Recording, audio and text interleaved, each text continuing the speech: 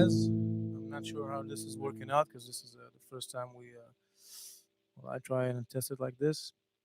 I hope you all are safe and healthy. Um, so yeah, I'm here to just talk about some guitars, blues, whatever. Feel free to ask me anything, and hopefully this is working.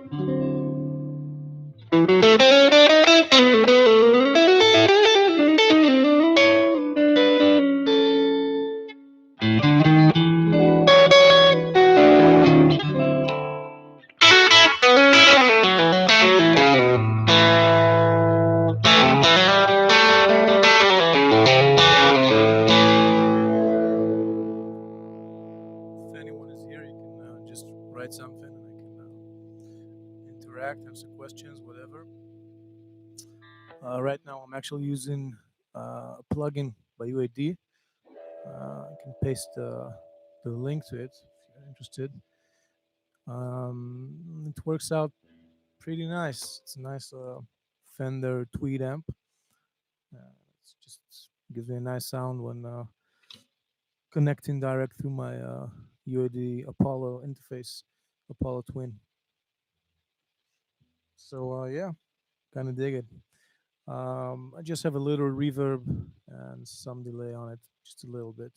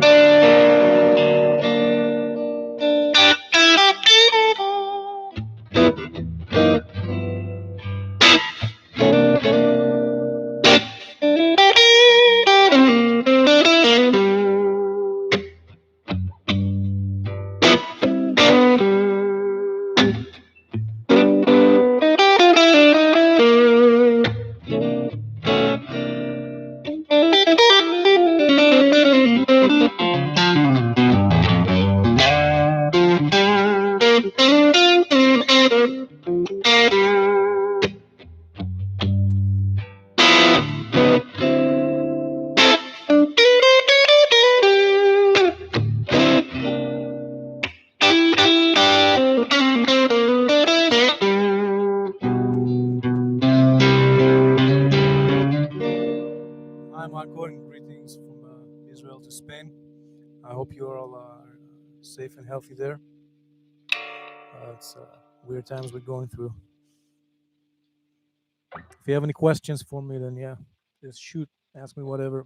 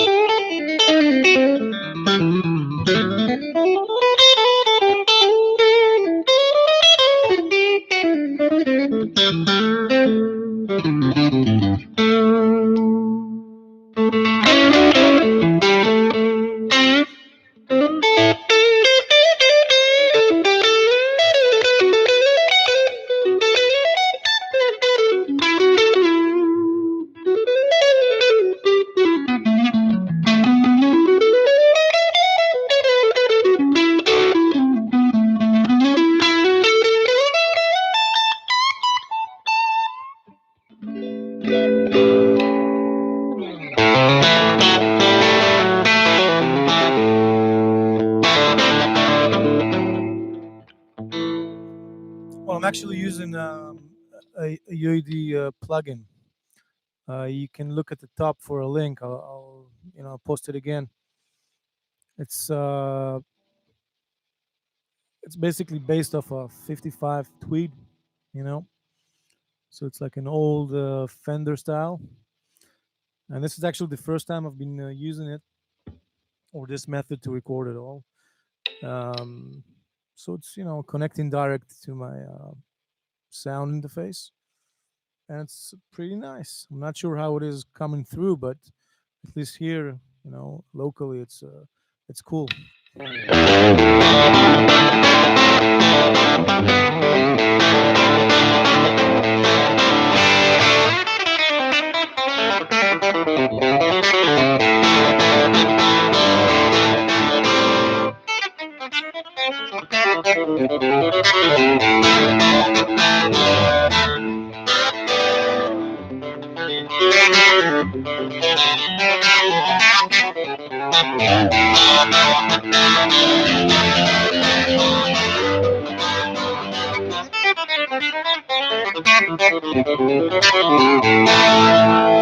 Yeah, so it does. It can go from nice bluesy tones to country, and I just have a little reverb and delay on it, so it's pretty cool. But just slight reverb and delay, nothing too big. Yo,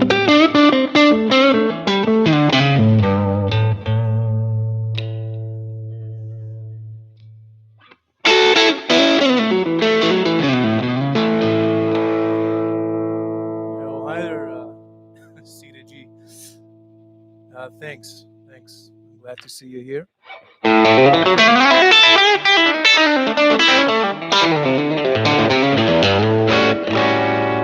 it's pretty surprising the sound you can get from this thing.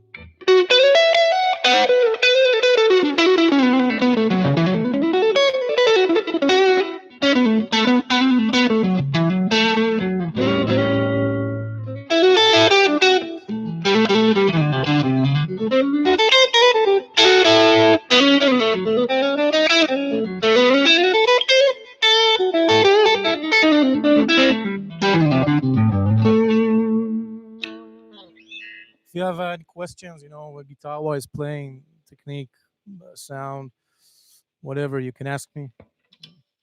I'm here to answer.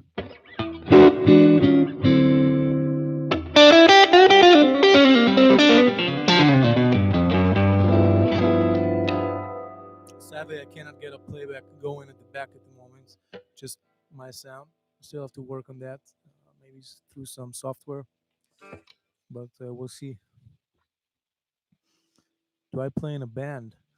Well, I play in you know productions and sessions and stuff like that.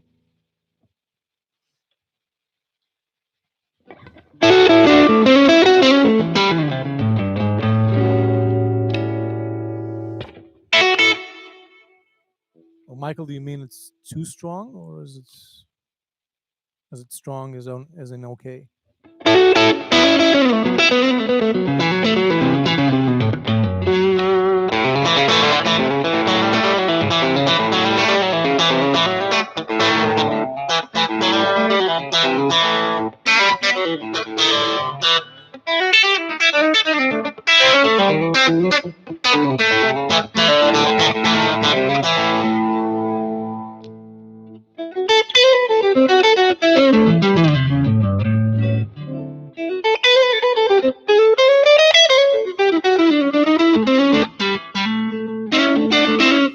Yeah, let me see if I can do something about the vocal.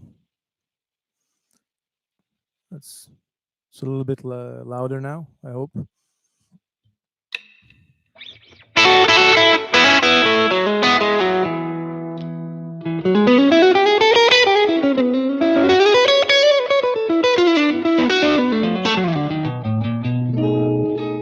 Yeah, this whole setup is just something new. I haven't done this way before, and because of the situation with the coronavirus and everything, so everybody is hunkered down at home. I hope you all are well and safe and healthy.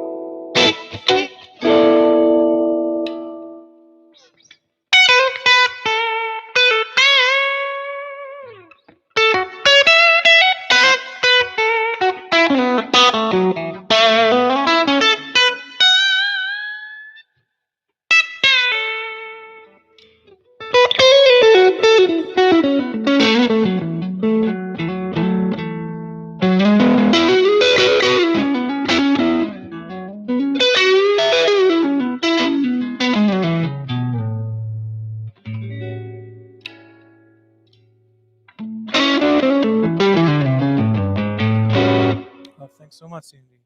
Um, well, basically I'm started out alone with. I was young. I had a teacher, and I just listened a lot and played a lot. It's only later in life that I went um, to a school of music, but I have to tell the truth, I didn't learn much there. Maybe more uh, theory and all stuff around. But playing wise, it's always been myself and just transcribing and learning as much as I can. And later stage in life, I did go to a school, to a sort of university. But I cannot say it helped my playing that much. It broadened my horizons, I guess.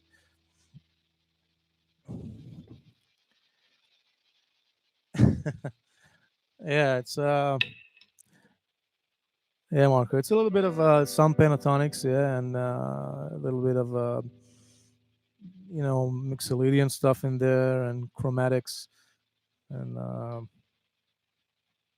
and sometimes I guess it depends on the chords I'm thinking about. And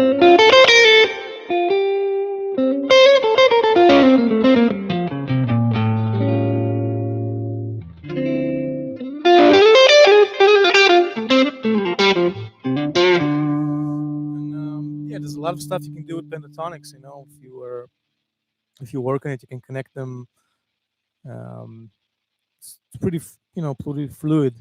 If you want to try some stuff like that, you can basically just take any two pentatonic positions and work on connecting them separately, and then moving on to a third and fourth position. Like if I was you know in A, for example, A minor pentatonic, on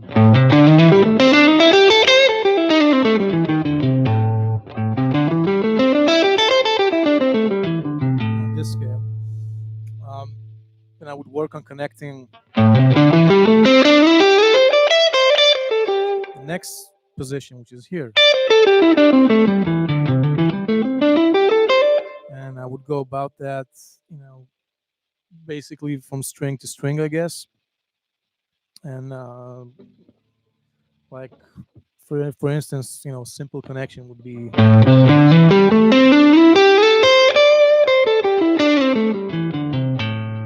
I'm going, and then on the third string, I'm moving a whole step to the next position, and right here I'm in the next position now.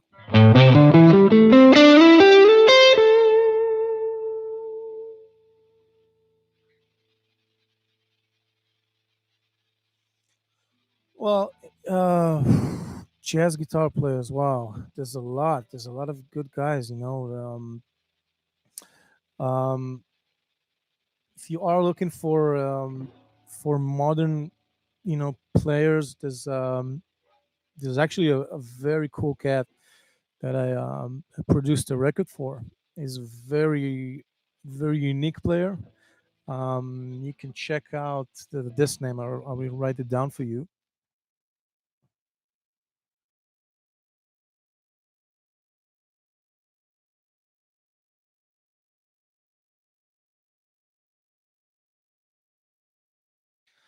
So his name is Lior Ecutieli, and he's a pretty unique player. Very special in his technique and the way he goes through playing jazz and standards and whatever.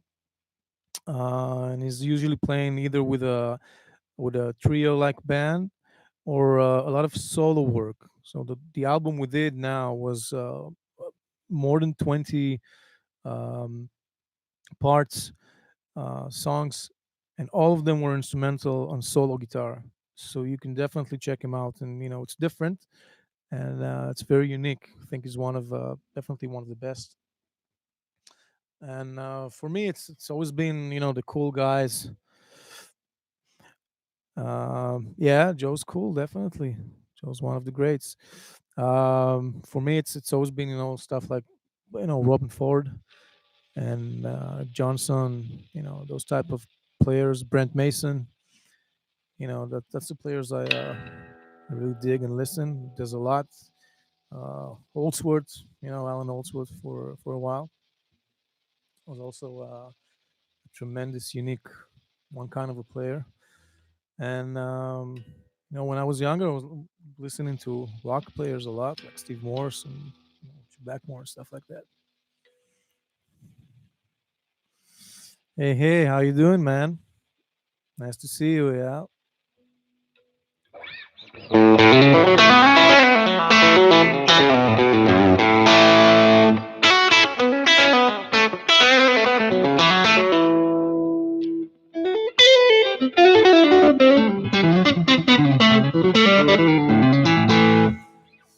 Who would I say inspired me the most? That's a good question. Um, I think it's relative to the time frame I was at. It's not one player throughout the time, but in general, I would think that there's been influences on me, like anywhere from Mark Knopfler to even Stevie Ray Vaughan, like Al says, was an influence. And later it began to develop more towards the jazz and blues area, like people like Robin Ford and Brent Mason from the country, and just a lot. Depends on the depends on the type. Even Guthrie Govan for a while there, Steve Vai, everybody who was doing something unique and special. It's just a matter of listening to them and see what you can pick up. Even George Benson, these are all great players that everybody should know. And I had a period of when I was playing acoustic guitar, and of course Tommy Emmanuel was a huge influence on me. I met him one time and we talked, so that was quite a ride.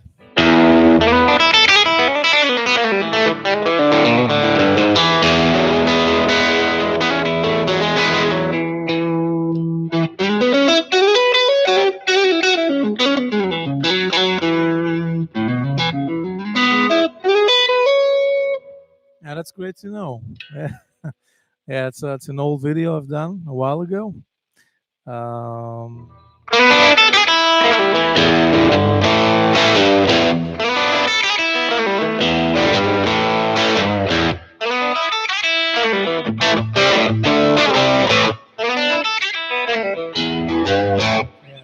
that's a great tune.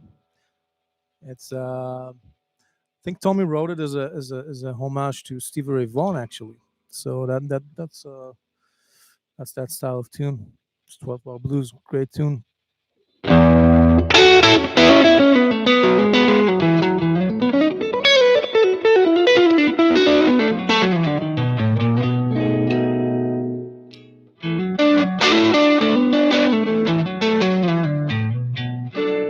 also Hendrix, of course, come to think of it, and Clapton, stuff like that. The first time I was playing Eric Clapton's music, the Unplugged album, actually. That's where I started from, playing acoustic music.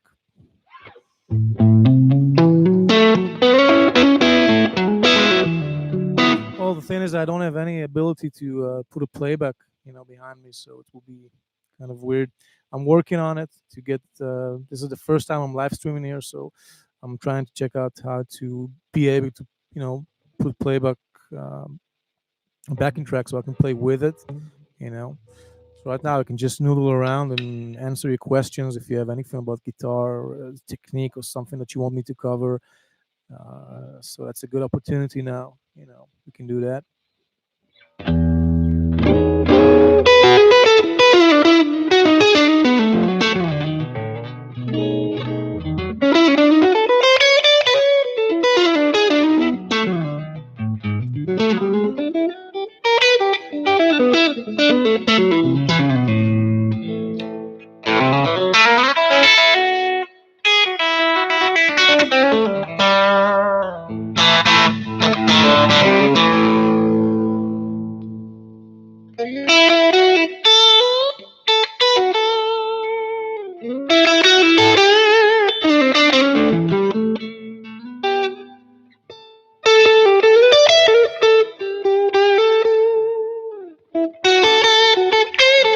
Well,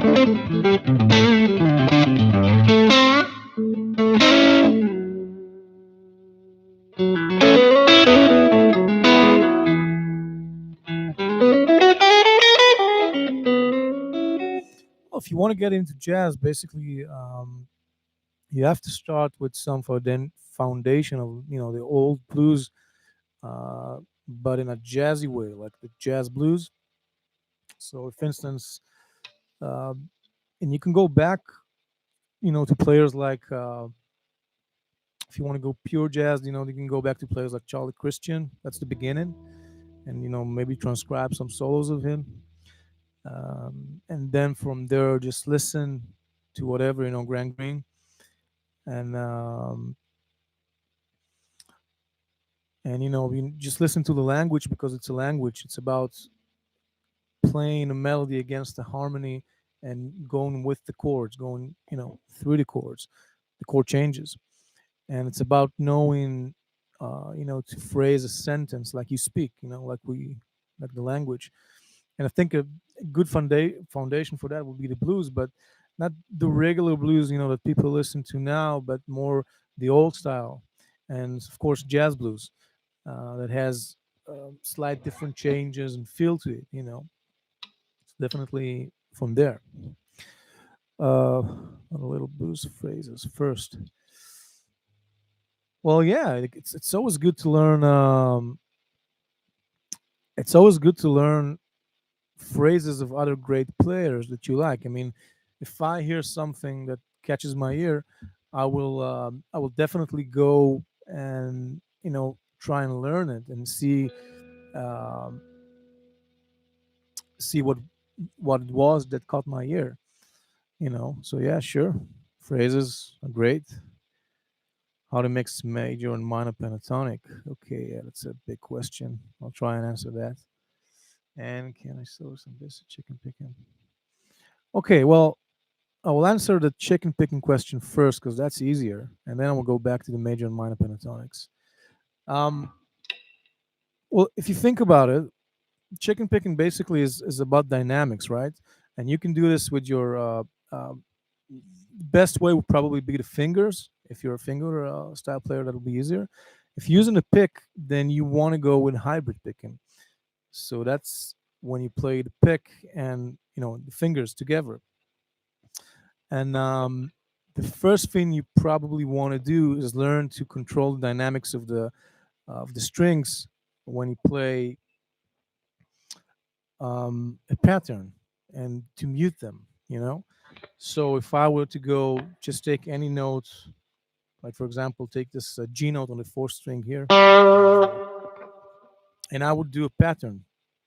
I'll do it first with my fingers, just a rhythmic pattern.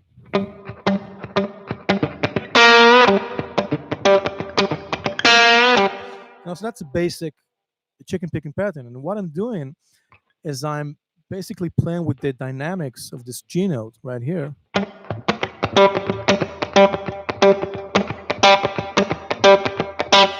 And it's going from completely being muted to wide open and snap. And you need to get that snap, which is basically pulling the string, like that.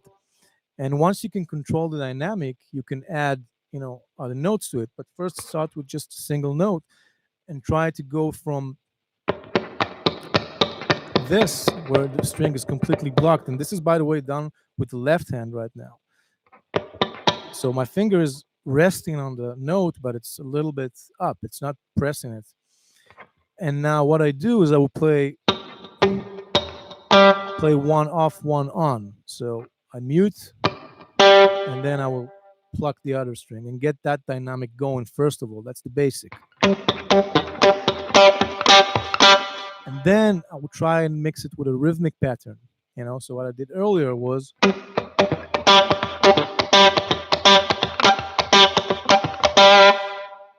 and basically I lift my finger and bring it back again to the note as I mute it. And once you have that going, try to add another note on a different string, like on the third string. Go for this like B flat here on the third string, and I would do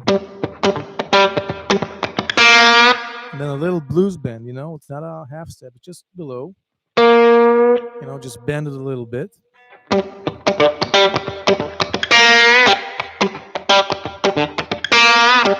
So you get that type of feeling sound, right? You can do it with a pick as well. It's just a little bit different.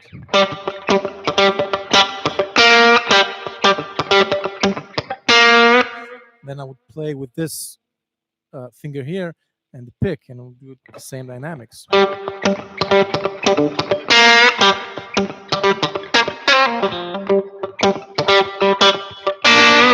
Then you can do some double stops, with it. So the same pattern. And then just grab this B flat and D right here with a little bend like that. So those are just the basics, and from there you want to try some some maybe basic licks and stuff like that. Working on double stops, stuff, just to get the sound. To get the low thump and the low end as well, and the honking on the high strings.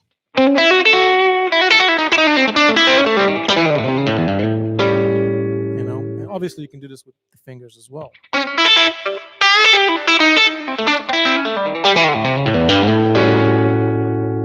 that's my approach to it. Anyhow, I think in my channel there's a video that I call it country picking, and while it is complex, eventually it starts out very basic. So you can have a look at that.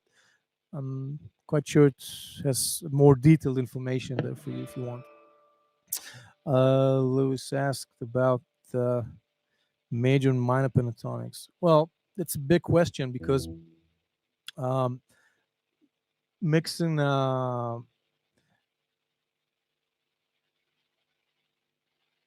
Marco, no, I don't use the thumb pick. So back to the pentatonics. You ask about mixing major and minor. Well, you need to understand first of all that mixing major and minor is that it's basically two different sounds that you want to wire together somehow. And what you need to do first of all is, for example, if you let's take a chord, right? Let's take just a regular, a seventh type of chord. Now, what you want to do is you want to get used to the sound, obviously, of the minor pentatonic. Everybody knows that. Okay, and then obviously you want to add some blue notes to that, just the flat 5 to begin with. So there's my E flat right here, right? So that's the basic sound of the minor pentatonic against an A. Now, what you want to do is you want to do the same thing, but with the major pentatonic. Now, if you don't know the major pentatonic, then you need to know it from the root A, not the equivalent. So you know the A minor pentatonic, and then you know the A major pentatonic, right? So if I was to begin here at the same position, that's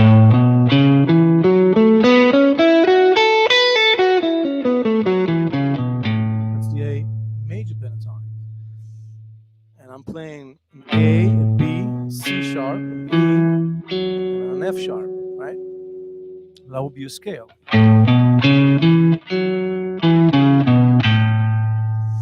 Now, the great thing about these types of scale, the major pentatonic and the minor pentatonic, is that you can get some pretty great sounds just mixing those two in any scenario that, like for example, just any even dominant 7, but in the blues, obviously, because it will reflect differently on the harmony. And you can use one at one place and the other in another place, and you will get a different texture. Then if you mix them, you will get a whole new variety of sounds. So what you need to do first of all is be able to play each of them separately to get the sound. So if I was playing an A major pentatonic, right? What you want to do next is learn it on the neck. So I would go for the next position.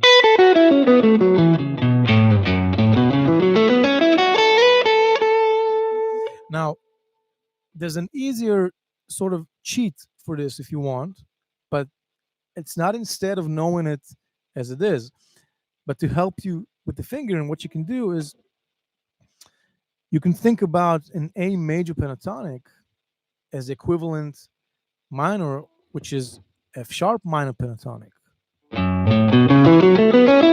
So, in essence, if you would use the notes of an F sharp minor pentatonic scale, you would get an A major pentatonic if you started an A and it will be played against an A chord. So, if I was to play an F minor pentatonic against this A dominant chord, this A seventh chord, it would sound as an A major pentatonic. So that's a good trick to get your fingers going, but you need to know that it is A. And by that I mean that you need to know the tonal centers. That scale is around A and not F sharp. F sharp is just a note in the scale. Now, once you start doing that, you basically get all the position, you know, the major pentatonics and you know the minor pentatonics, and you get all the position, you know, ready. And you want to get a some sort of a backing track, you know, so you can listen to it. So I would, you know, start easy. Just take anything that's based, for example, on a dominant chord or something like A, like we did. And it can be for this, for the major pentatonic, it could be just an A major. For the minor, go for a dominant sound, right?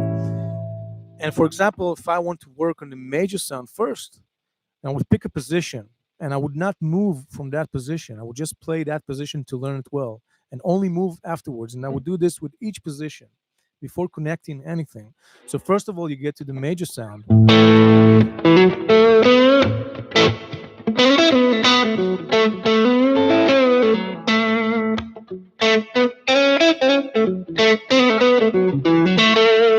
So, you know, you do this a while with this position, and then you go to the other position.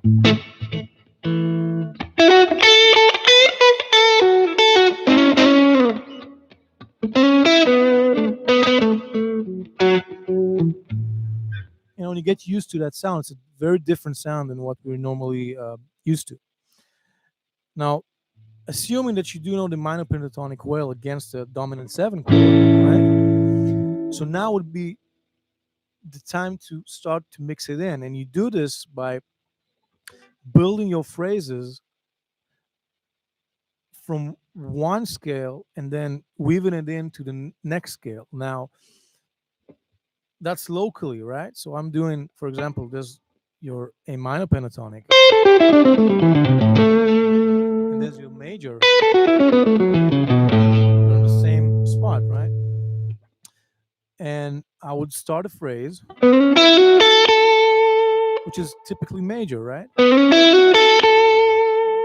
And then I would like to add something from the minor pentatonic scale. So, for example, this note is from the minor pentatonic scale. But not only that, it's also the flat seven of the chord. So this is like a target note that you want to target. So I would go something like, and there I have mix the minor and the major pentatonic, right? So there's a phrase which is mixed. It starts out major, and it's ending up minor. Now, this kind of thinking will get you, you know, practicing a lot, and eventually you will notice across the neck. Now, the key thing here is to know your positions, you know, the cage system, and off of the cage system, you want to know the pentatonics, and then you can mix them with this same idea. Now, if you want to go a step beyond that, what you want to do is you want to know your basically your harmony, but then you want to know your triads, you know, because if you know the triads and your flat seventh and you know major sevenths and whatever with the triads, then it will be much easier to improvise. Because if I'm thinking about an A dominant seven, I'm basically seeing all these little shapes of the A triad, and then what I'll do is I'll add to this shape the flat seven right here. Or here, it's the same thing. And if I'm on this shape, on the fourth string, I will add 7 right here, and there it is again here. So I have this type of cell, I guess. It's like the smallest um, area where you can play these notes of the chord. So all of this together with the pentatonics, and it will get you a whole lot of uh, knowledge and system to go by. So if I'm seeing a chord, I have all these anchors I can relate to, when I'm playing.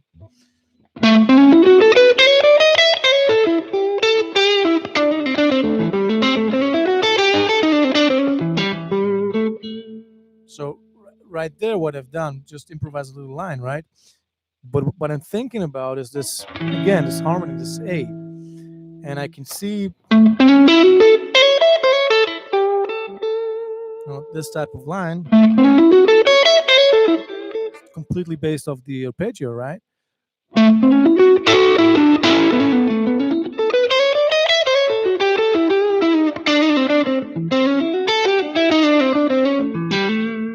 was mixing the major and minor pentatonic, so that's how you get that sound. It's it's um it's a very cool sound, and it's basically to get to that sound, you need to think harmony, you need to think what works against the chord. That's from jazz, and also some blues players used to do that. For example, BB King would always play if he was playing the blues. He was playing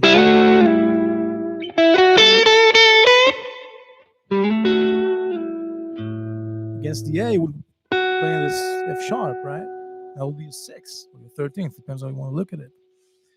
And it's all about the notes against the harmony. So if you lay down a bunch of chords, like from the blues, for example, and you would look at the pentatonics, the minor pentatonics and the major pentatonics, against the chords at each relevant time of the 12 bar blues, you would see the tensions and the chord tones in a different way each time. And yeah, that's pretty much about the theory behind it and the practicality. And, to go through those, um, the mixing of it is a lot of understanding of the language of jazz and blues, and the reason um, we look to the harmony is we want to get phrases like sentences, like I talk now, right, and you're right, or whatever. Then we communicate, and it's a language. So building phrases off of that vocabulary, of the letters, so to speak, the scales, the notes. That's the first thing you need to look for and practice. You know, and think. The way I teach it to my students is, when they're new to blues or in jazz, is I tell them, think about a singer, right?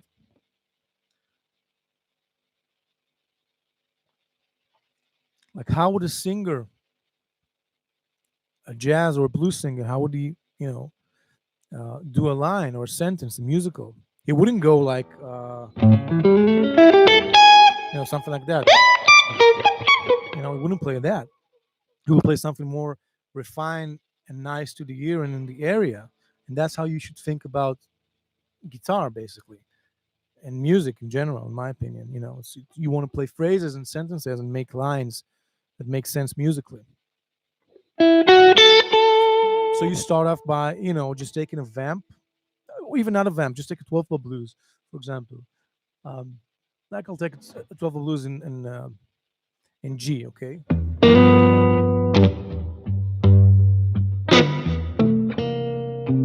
So this is my vamp. And now against this, I want to start making sentences that make sense in the context of a language, right? So I would be going, for example,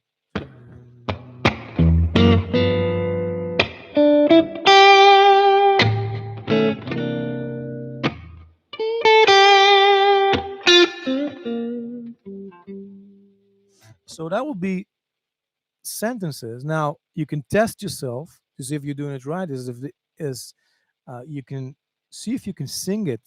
See if you can sing it. See if you can um, recall the pattern from here. And if you can't, then it's not melodic enough. Now, I'm not saying that there isn't complex melodic lines that you can sing. Of course there are, but when learning this and approaching this, you want to go back to basics, and this will basically be the foundation for everything that you build behind that. Beyond that, and you can do it with any mix of pentatonics, whatever. And yeah, it's a good question. It's a complicated answer. It's not something that comes easily to do, but it's definitely something that's good to work on. Definitely. And phrasing in general.